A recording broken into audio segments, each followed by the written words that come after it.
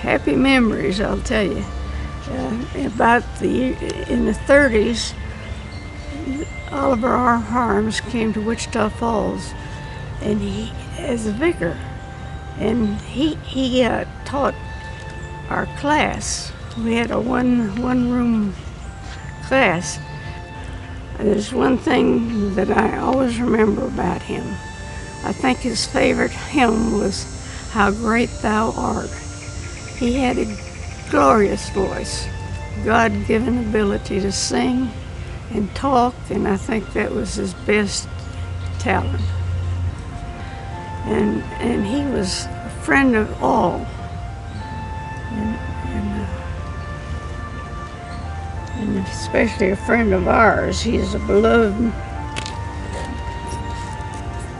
minister and friend. He was a well met, loved all the people, and followed in Dr. Benkin's footsteps. In fact, he became president of the Senate after Benkin. And he just left a lasting impression. Now, I remember in Wichita Falls we had gone on some hay rides, and he was alone. And he started singing, and they'd all join in just to hear him sing. But he was a man of God, too. He was a very manly character and a handsome man, besides his voice. And he was always well dressed, always tie in order, and just an example of a wonderful human being. I think it was his influence as a school teacher. It's bound to have been. I was a little rowdy that knocked the ball through the church window, you know. I was their big first baseman. And when we went out to play public school, why, the other team would make fun that they had a woman or girl on their team. So the boys would sometimes get embarrassed and ask me to keep score.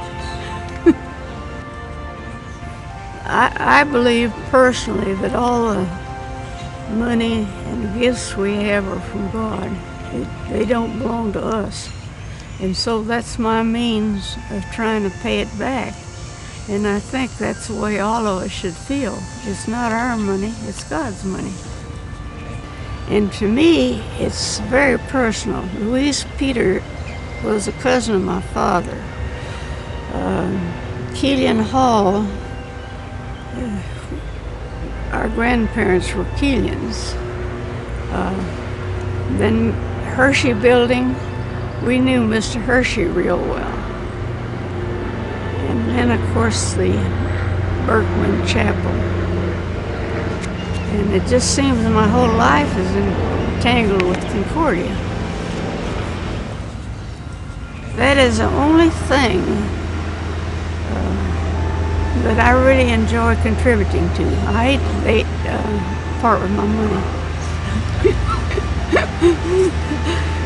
but they will get a major share. I'm wondering what God has in mind for me, because I'm the oldest grandchild on either side of the family. And I'm alive, and I'm alive for a reason.